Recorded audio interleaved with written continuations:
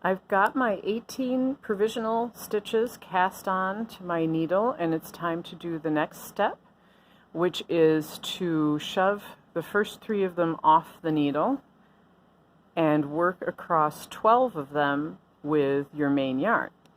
And by work across, I mean knit. Just knit into 12 of these provisional stitches.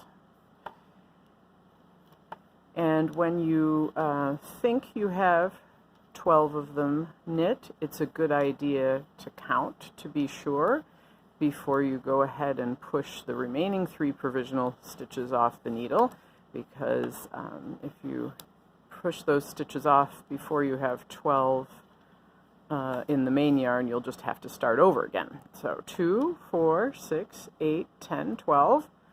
Push those 3 off, turn your work, and it's time to do the brioche setup setup row. And it's important to have your working yarn in front before you start this row, and it should be just naturally waiting in front there.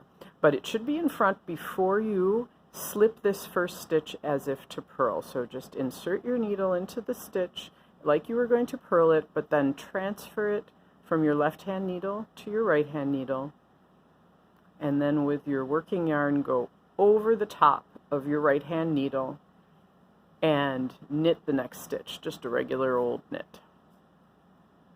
Bring the yarn to the front, slip as if to purl, yarn over the needle, and knit. Yarn to the front, slip as if to purl, yarn over the right hand needle, and knit. Now, if you are holding the yarn in your right hand, it'll look a little different. Bring the yarn to the front, slip as if to purl, and in this case it doesn't have to be a separate step taking the yarn over the right hand needle. Just leave it where it is, and with the yarn in that position, knit the next stitch. And a byproduct of leaving the yarn in the front when you knit a stitch is that the yarn goes over the right hand needle, which is what you want.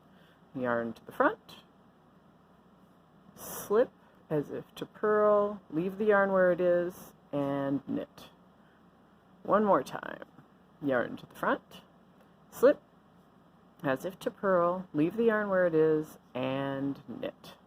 And that's your setup round all done.